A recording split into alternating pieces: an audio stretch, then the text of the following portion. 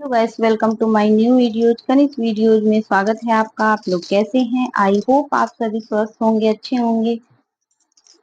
ओम नमः शिवाय, ओम श्री गणेशाय नमः। तो हम जब भी कोई भगवान, कभी देवी देवताओं की जिसकी भी पूजा करते हैं तो सबसे पहले हमें गणेश भगवान का नाम लेना होता है, गणेश भगवान जी को ध्यान करना होता है। तो ओम श्री गणेशाय नमः।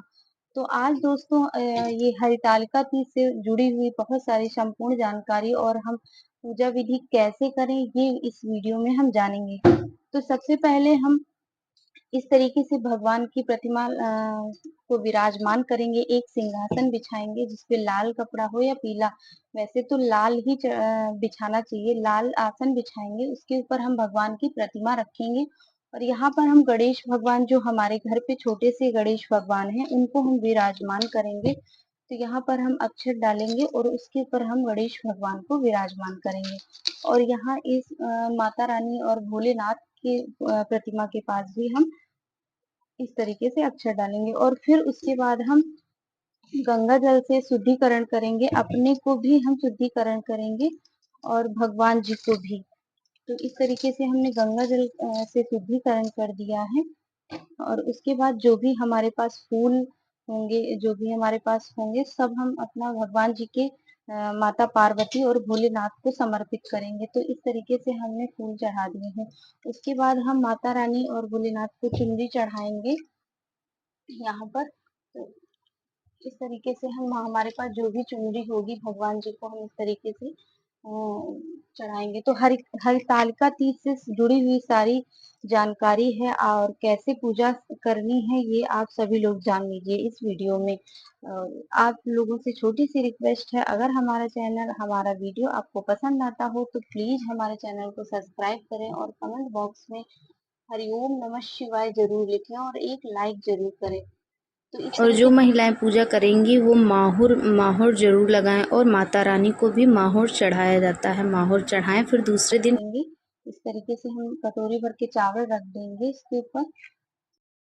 बाद हम एक ज्योति जलाएंगे, इसके ऊपर दीपक अखंड ज्योत भी जला सकते हैं आप। अब हम भोलेनाथ को जनेऊ समर्पित करेंगे। उसके बाद हम चंदन का टीका लगाएंगे भोलेनाथ को। तो हम चंदन का टीका भोलेनाथ को इस तरीके से लगाएंगे। और उसके बाद हम अष्ट दल कमल बनाएंगे यहाँ पर, या फिर आप एक चावल का ढेर भी बना सकते हैं इस तरीके से। तो हम ऐसे अष्टदल कमल बनाएंगे यहाँ पर। उसके ऊपर हम एक लोटे जल भर के उस पे कलश रखेंगे और कलश पर हम एक अखंड ज्योति जलाएंगे। तो इस तरीके से हमने कलश में कलावा बांध दिया है। तो आप इस तरीके से कलावा बांध देंगे लोटे में।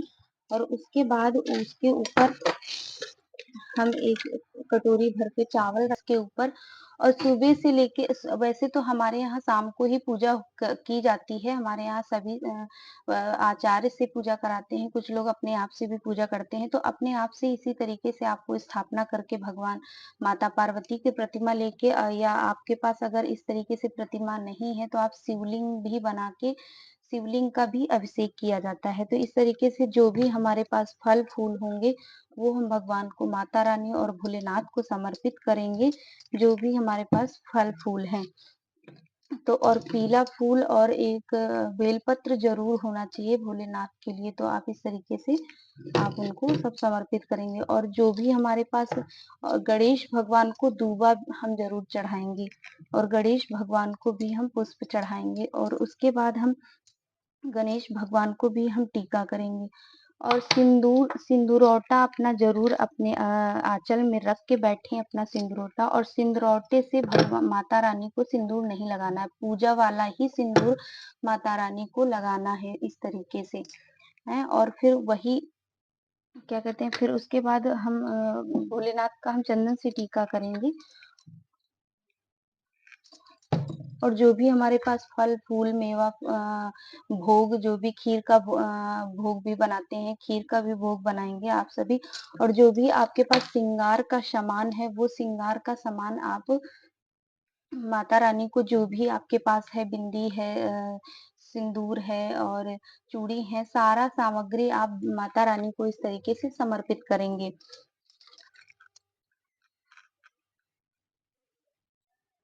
इस तरीके से हम भगवान की सारी सामग्री चढ़ा के पूजा विधि करेंगे और फिर शाम को हम कथा सुनेंगे। भगवान की प्रतिमा इस तरीके से शाम को आपको पूजा की जो समय है, जो तिथि है, वो मैं आपको बता देती हूँ। तो 6 सितंबर 2024 दिन शुक्रवार को ये पूजा विधि करनी है आपको।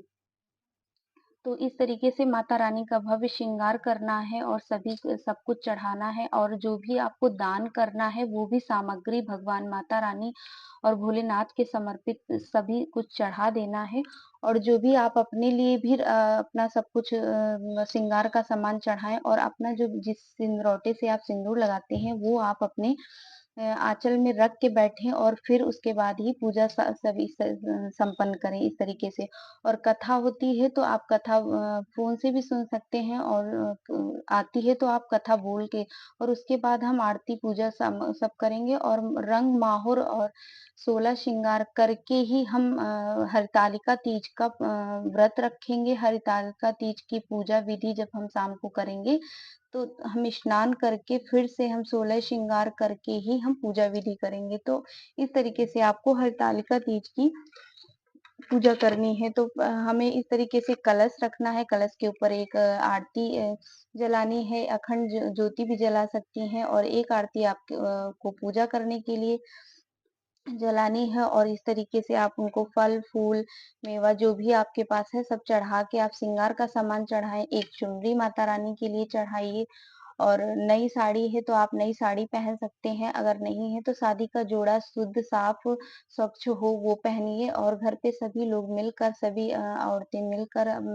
पूजा करनी चाहिए सबको और कथा सुननी चाहिए। तो इस तरीके से और उसके बाद हम यहाँ पे गौरी गणेश भगवान का एक बनाते हैं गौरी का जो हमारे पास नहीं है तो इस वजह से मैं आपको बता देती हूँ कि गौरी गणेश का एक गौरी होती है, गौर जिसको बोलते हैं, उसमें सिंदूर चढ़ाते हैं और फिर लास्ट में जब पूजा हो जाती है तो हम फिर उस गौर से ही हम सिंदूर का जो सुहाग लिया जाता है और जो भी हम सुहाग का सामान सामग्री चढ़ाएंगे कुछ तो हम दान करेंगे और जो अपने लिए चढ़ाएंगे वो हम पूरा अपना साल भर पहनेंगे और अपना अच्छे से श्रृंगार करेंगे उसी से।